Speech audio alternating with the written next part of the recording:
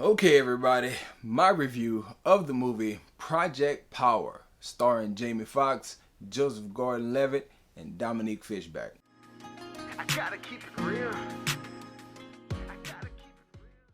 If you're new to the channel or if you're just like browsing around, please subscribe, help me to grow the channel. I put out movie reviews, trailer breakdowns, cologne reviews, book reviews. I'm doing everything I can. But let's get into Project Power. I would have to say this movie was very good, but not award level type good. It's incredibly enjoyable. It even has a decent amount of rewatchability. But at the same time as I say that, I'm not saying that this movie deserves all the accolades and all the credit that you could give it. It's just a cool action movie. Definitely in the action movie realm, something good to put on.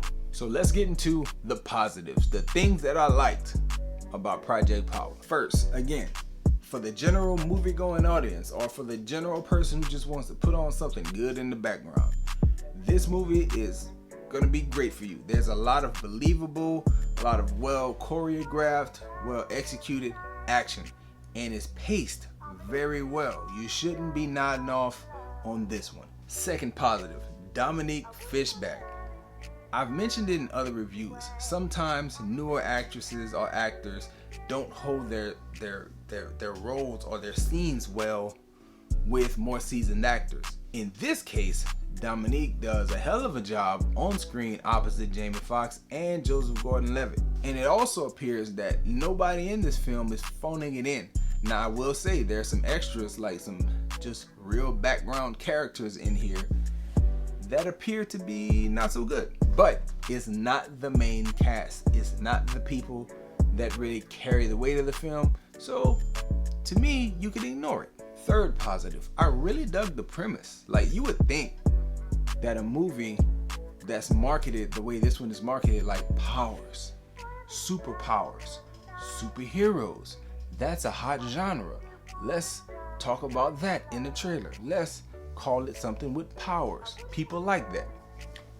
To me, it's not even about that. It's more about like shady government activity. The fact that sometimes the government tests things on people and the people don't even know about it. I'm sure that everybody's heard some type of rumor in relation to the possible coronavirus vaccine. And because those type of rumors exist and because the media is all over the place, you kind of don't know what to believe, which makes this very watchable and slightly relatable, to me at least. Positive number 4, the soundtrack to this movie was fire.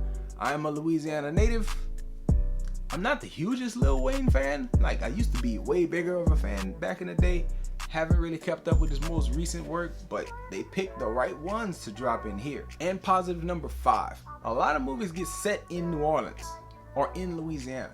This movie to me was very uniquely New Orleans. From people walking around chanting the Who Dat chant, to the accents that the extras had, to the fact that it was clear that a good portion of this movie was actually shot in New Orleans, and it gave off a very authentic New Orleans vibe in the way a lot of other movies have not over the years. Now let's get into the negatives, what I didn't care so much for. I don't think I liked the editing too much of this one.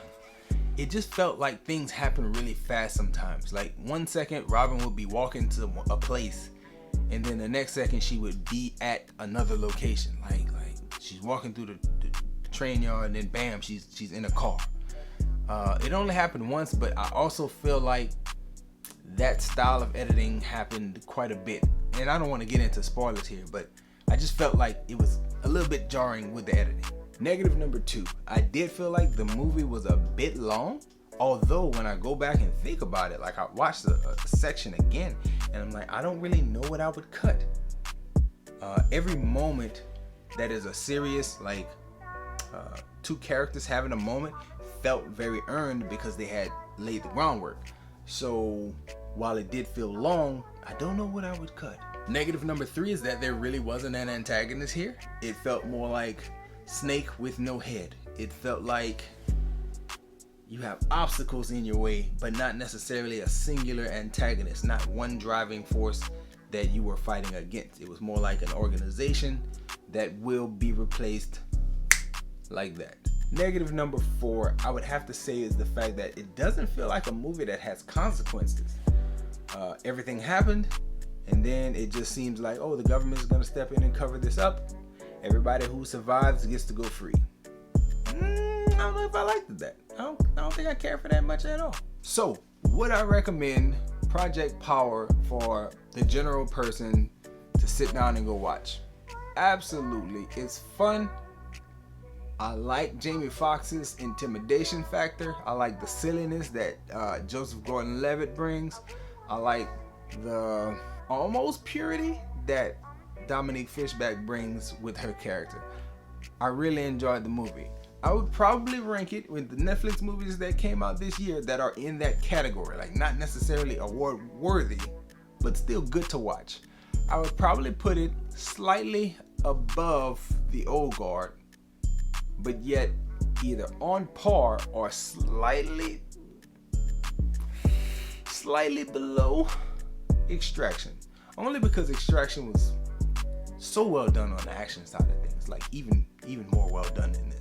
So there you have it. I'm dropping a lot of stuff right now. I know I got the Lovecraft Country stuff that's coming. I'm trying to watch it and then review it and talk about my points fast. I think I just dropped the trailer review, not sure. Think I'm doing a Cologne comparison soon, and a plethora and a barrage of other things is also on the way. So if you like the channel, please like this video, subscribe to the channel. If you're watching on Facebook, follow the page, share the video. Thank you so much for spending time. Enjoy yourself, guard your heart, come back and see me again.